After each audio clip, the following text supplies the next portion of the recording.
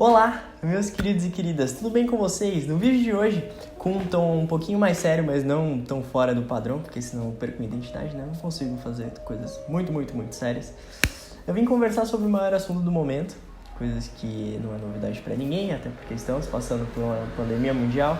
E não é todo dia que isso acontece, graças a Deus. Mas com toda essa nova onda do coronavírus, muitas pessoas tendo o privilégio de ficar em quarentena, né? Porque você pode ficar em casa, é um privilégio, você não tá tendo que sair pra trabalhar. Dentro desse contexto de ter que ficar em casa, de muitas dinâmicas sociais que a gente tá acostumado sendo mudadas, tipo, a forma que a gente vivia já não é igual a forma que a gente vive hoje e provavelmente não vai ser mais igual a forma que a gente vai viver. E só essa frase é o suficiente para assustar muita gente. Nos últimos vídeos eu sempre falava muito sobre um cenário de tipo, a melhor hora de você consertar o telhado é quando não está chovendo. Por mais que isso seja poético, era aquela famosa interpretação de a melhor hora de você começar a entender sobre como sua cabeça funciona e tentar cuidar dos seus pensamentos era literalmente quando as coisas não estavam a catástrofe. Finalmente começou a chover. E com essa chuva deu pra ver que muita gente está surtando, seja fora da quarentena por motivos óbvios, mas principalmente dentro da quarentena por não estar conseguindo lidar não só com as mudanças das dinâmicas, mas também com a enxurrada de pensamentos que ela vai tendo ao longo disso. E é justamente sobre isso que a gente vai conversar hoje. Com tudo que está acontecendo, eu não vou vir aqui te informar sobre a parte de mídia, a gente já tem muita gente foda que está falando sobre tudo isso e de uma forma bem mais coerente, esse não é meu papel, mas eu quero muito falar sobre o consumo excessivo de mídia. É um tema bem óbvio, mas que é difícil a gente botar na prática de como que a gente lida com tudo isso. Eu estava tendo uma conversa com a Manu, que é a nossa gestora de mídia, sobre a importância de como a gente está consumindo as informações que estão chegando na gente. Sem falar sobre veracidade de fatos ou portais, etc., é muito para entender sobre a questão de volumetria de informação. A gente sabe que muitos portais de mídia, eles ganham em cima de acessos. Então a gente vai ter uma produção em massa de notícias o tempo inteiro para ter cada vez mais acesso, além de tudo que a gente vê na televisão e outros meios que está cada vez mais sobrecarregado com esse tema. E a grande pergunta que eu quero fazer pra gente começar a abordar melhor isso e entrar mais a fundo no tema todo, quando tu para pra entender mais informações sobre essa pandemia, sobre toda a parada que tá acontecendo, tu faz isso de forma que te informa ou de forma que te deixa com medo? Claro, não vamos ser hipócritas e falar assim, você não tem que ter medo. Não é nada disso. Mas a grande pergunta que entra é você tá consumindo a mídia ou você tá sendo consumido por ela? E eu quero que você reflita muito bem sobre essa questão. Porque quando a gente entra nesse âmbito de estar sendo consumido por mídia, a gente vê aquele mar de informação onde a gente mergulha ele todos os dias, até porque se você tem o privilégio de estar na quarentena, você passa um tempo meio que bem ocioso, você tem mais tempo livre para conseguir navegar em coisas que você talvez não tinha tanto tempo. E guarde essa informação de ter mais tempo livre, que vai ser bem útil lá na frente. E acaba que... motos. E com esse excesso de... Cara, veio outra moto. Vou parar de contar que aí para de vir moto. 3, 2, 1... Olha isso! E com esse excesso de informação que você vai tendo, é muito fácil você criar dois cenários bem intensos na sua cabeça. O primeiro deles é um cenário de a busca impossível por porquês. Você vai se informando cada vez mais, tentando achar uma razão para tudo isso estar acontecendo, sendo que, cara, é impossível você achar necessariamente uma razão para uma pandemia global. Tipo, a gente sabe o motivo que aconteceu, o consumo e tal, mas não é dessa razão mais realista que eu tô conversando. É muito mais uma razão pra gente justificar pra nossa cabeça pra não surtar. Só que esse consumo excessivo faz com que a gente surte muito mais. E o segundo cenário que a gente costuma criar é um cenário de consumir mais informação para conseguir criar mais cenários, que é um intuito extremamente natural do ser humano. A gente sobreviveu graças a essa habilidade de conseguir pensar coisas que poderiam acontecer, só que a gente vai fazendo isso de uma forma sem controle, baseado no tanto de informação que a gente consome. E 90% desses cenários é tipo totalmente catastrófico, tipo The Walking Dead, fim do mundo, você lá lutando pela sobrevivência e a crise de ansiedade. Então, nenhum desses dois âmbitos é muito saudável. Por isso a gente para fazer a pergunta de, o quanto eu tô consumindo as coisas de forma que eu só me informo sem necessariamente ficar maluco. Porque isso é uma pergunta muito séria. Se você parar pra ver as pessoas que estão extremamente engajadas nesse tópico de quarentena e afins, elas normalmente não estão se sentindo bem. E é completamente normal, como eu falei. Não é uma situação extremamente fácil de você vir com um discurso holístico falando, tipo, não, tá tranquilo, é só uma pandemia global. Eu entendo que seja complicado. Mas, ao mesmo tempo, é uma escolha quando você consegue consumir isso de maneira que você não deixe sua cabeça ficar totalmente afetada. Porque a primeira coisa que eu sempre ponho em questão é, se você começa a deixar a sua cabeça ficar extremamente afetada por tudo que está acontecendo lá fora, você não tem controle de nada que está lá fora. Literalmente nada. Você só tem controle sobre você. E aí você perde o controle da única coisa que você realmente pode controlar. E eu já vou abordar isso daqui a pouco. Independente dos dois cenários que você vai criando, são cenários que geram medo. Como eu falei, que é algo comum de estar se sentindo agora. E essa questão de gerando medo, o grande problema é porque ele é paralisante. Já não basta a gente estar numa situação de quarentena, a gente ainda está paralisado por estar sentindo medo com o excesso de informação. Então aqui a gente já tem a receita perfeita para uma bomba para você explodir sozinho em casa, que não é nada agradável. Então a primeira coisa, antes de tudo, dessa bomba relógio que está se criando, é, cara, respira fundo. Eu sempre falo em todo vídeo para a pessoa respirar fundo. E se você me escuta, você sabe o poder que isso tem. Já estou mais de um ano falando para as pessoas respirarem fundo. Porque você consegue se acalmar e racionalizar um pouco mais as paradas que estão acontecendo. No segundo exercício, há mais ou menos um ano atrás, eu gravei um vídeo falando sobre problemas. Eu vou deixar aqui no izinho para vocês darem uma olhada, porque ele é um vídeo bem detalhado sobre essa questão de o que eu controlo e o que eu não controlo. E é um exercício bem interessante de você fazer no meio dessa quarentena, porque quando você começa a criar essa percepção mais ampla de que você controla literalmente como você se sente, não todos os fatores externos, isso não te dá a sensação de prepotência. Isso te dá a racionalidade do que você realmente controla. Você vai ter o seu círculozinho dentro de todo aquele caos, que aquilo ali você domina. Que no caso é você. E dominando você não precisa mais dominar nada, porque você vai ser literalmente a reação sobre todas as outras coisas. É literalmente quando você entende como você se sente em relação a tudo isso e tem um controle maior, as coisas que estão fora desse círculozinho, elas não necessariamente vão te afetar. E o segundo ponto, além disso, de o que eu controlo e o que eu não controlo, eu quero conversar um pouco sobre a técnica do Dr. Greg Steinberg, que é um dos pesquisadores lá dos Estados Unidos, que fala sobre a técnica ABCD, que seria... Cadê? Eu vou consultar o roteiro mesmo, gente, é muita informação. Que é adversidade, crença, consequência e contestação. Em inglês essas coisas fazem sentido. O Matheus vai colocar a tradução junto pra fazer os paralelos. Quando a gente coloca as coisas nesse método de adversidade, crença, consequência e contestação, a gente consegue ter uma visão muito mais ampla, além só da divisão do que eu controlo e do que eu não controlo. Porque assim, como isso funciona? A adversidade vai ser a situação que está acontecendo agora. Tipo, é um problema que você está enfrentando e você pode usar isso muito além de, tipo, pandemia mundial, tem bastantes utilidades. A segunda parte, que no caso vai ser a crença, é como você se sente em relação a isso que está acontecendo. É literalmente você olhar pra você e falar, cara, o que está mexendo em mim? Eu tô me sentindo ansioso, eu tô me sentindo com medo, eu tô me sentindo prepotente. O que tá acontecendo comigo? A consequência vai ser meio que como você enxerga esse problema. Se ele é um problema temporário, se é algo que você sabe que vai passar e como que você vai conseguir aproveitar esse tempo enquanto ele estiver passando.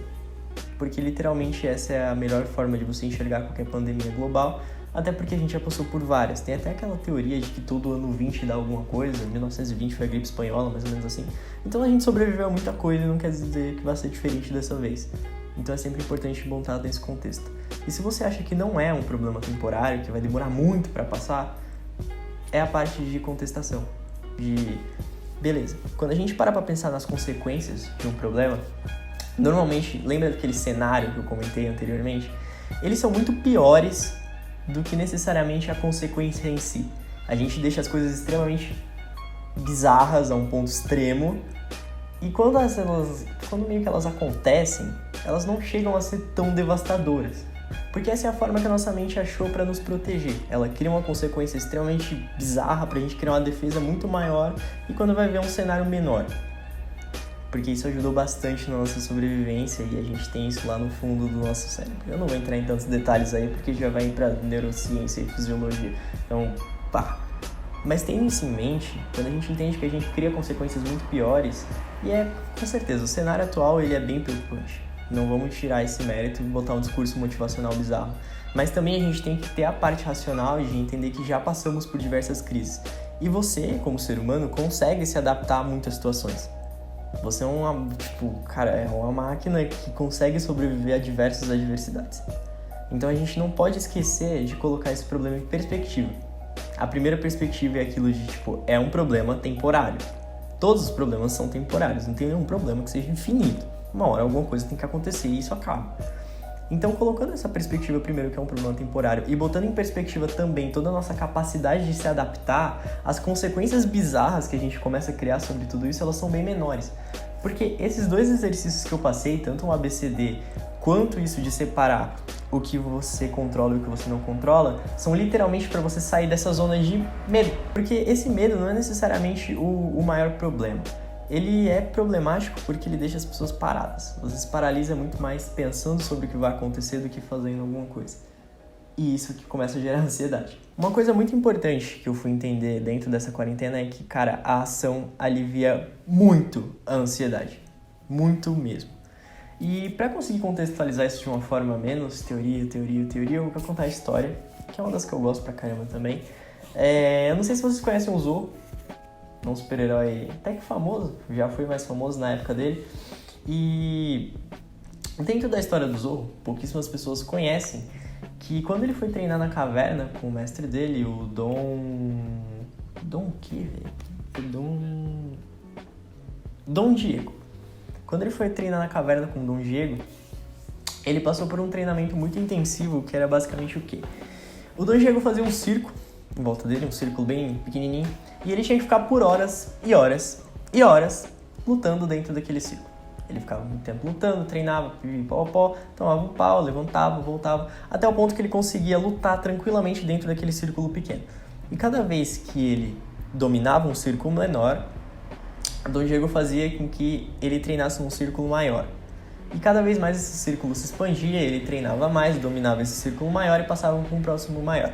E trazendo essa analogia, o que eu quero conversar é sobre hábitos. Se você chegou a ver o último vídeo, você entende a importância disso. Se você está, pelo menos, acompanhando alguns canais de desenvolvimento, você também entende qual que é a dimensão que eu estou querendo chegar. Quando a gente conversa sobre hábitos, eu quero chegar no conceito de que dentro desse período de isolamento, a gente consegue aproveitar para fazer muita coisa nova e também para aproveitar muito tempo que a gente não tinha. Eu vi um post no Instagram esses dias que eu fiquei bem intrigado, que eu até chutei o tripé, que ele falava assim: agora que você tem tempo, qual que é a desculpa? E foi uma parada que eu fiquei muito uau, isso faz muito sentido. Então eu comecei, quem me acompanha no Instagram sabe, a praticar o violão. Eu tenho esse violão há muito tempo, só que eu não pego nele, há anos, porque eu tenho ele há muitos anos. E fazem acho que 12 dias que eu tô tocando violão seguido e eu aprendi a tocar violão até que consideravelmente bem, eu consigo tocar Baby Shark. E quando a gente coloca essa parte de hábitos e começa a entender sobre que a ação alivia a ansiedade, a melhor forma de você começar a construir uma engenharia para lidar com esse isolamento e sair melhor dele quando ele terminar, vai ser literalmente baseado nos hábitos que você for construindo ao longo dele. Porque assim, se você diminui esse consumo midiático excessivo e passa por essa energia que você estava gastando em criar cenários de meu Deus, o que eu vou fazer, meu Deus, o que vai acontecer, meu Deus, o que...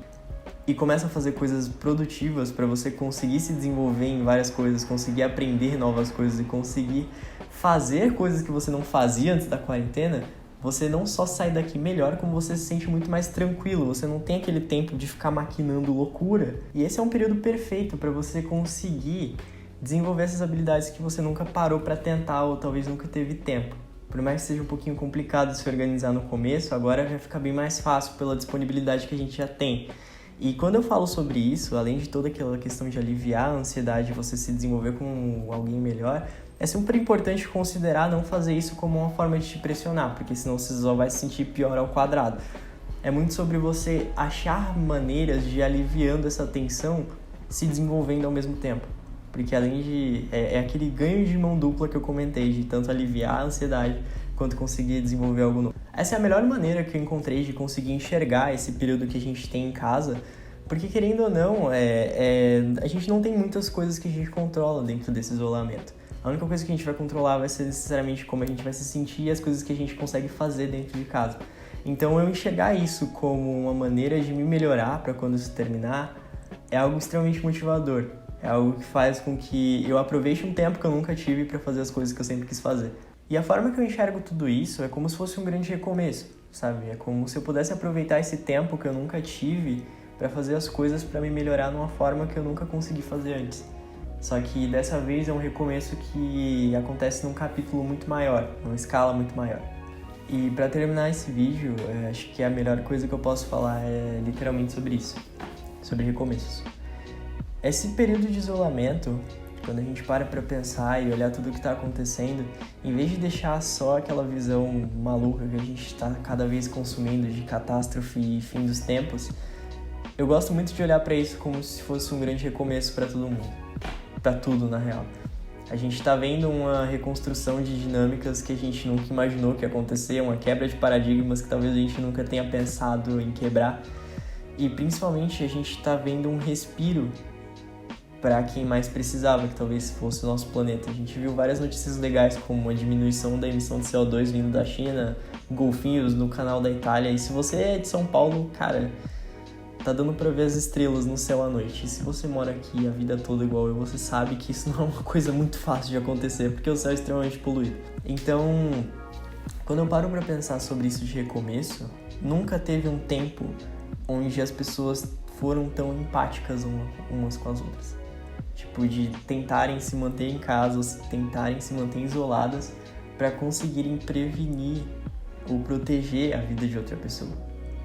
É como se todo mundo começasse a pensar mais sobre o outro. Eu acho que o grande X para um recomeço consistente é quando ele vem de empatia, quando ele vem de autoconhecimento e quando ele vem sobre isso de se desenvolver. A origem desse vídeo é simplesmente para tratar esse tema de como que você sai desse consumo excessivo de coisas que te deixam com medo extremamente paralisante para um período onde você consegue aliviar esse estresse para um tempo que você nunca teve e se desenvolver em áreas que você sempre quis. E se desenvolvendo nessas áreas, você se reconstrói, você se refaz, como todo mundo está fazendo. A grande diferença agora é que num período onde está tudo recomeçando, é muito maneiro você conseguir parar para pensar que vai ser uma oportunidade de quando esse novo mundo aparecer e essa quarentena acabar, você vai ter construído uma pessoa totalmente nova. Isso está acontecendo até comigo. Por isso eu faço muita parte teórica de primeiro eu pego isso de como que eu posso lidar com essa crise, como eu consigo explicar isso num formato que faça sentido com embasamento para as pessoas, mas principalmente como que eu consigo passar uma mensagem, uma forma de interpretar tudo isso que talvez elas não estejam tendo. E essa é a maneira que eu tô procurando ver tudo. É como se a gente tivesse a chance nas nossas mãos de começar de novo. Começar de novo como pessoa, começar de novo como sociedade. Eu nunca tive tanto tempo para olhar o céu, eu nunca tive tanto tempo para ficar rindo com a minha mãe do dia a dia e conseguir aproveitar mais tempo com ela. Eu nunca tive tanto tempo para ligar para meus amigos. E acho que esse é o maior privilégio, por mais que sejam coisas simples do dia a dia.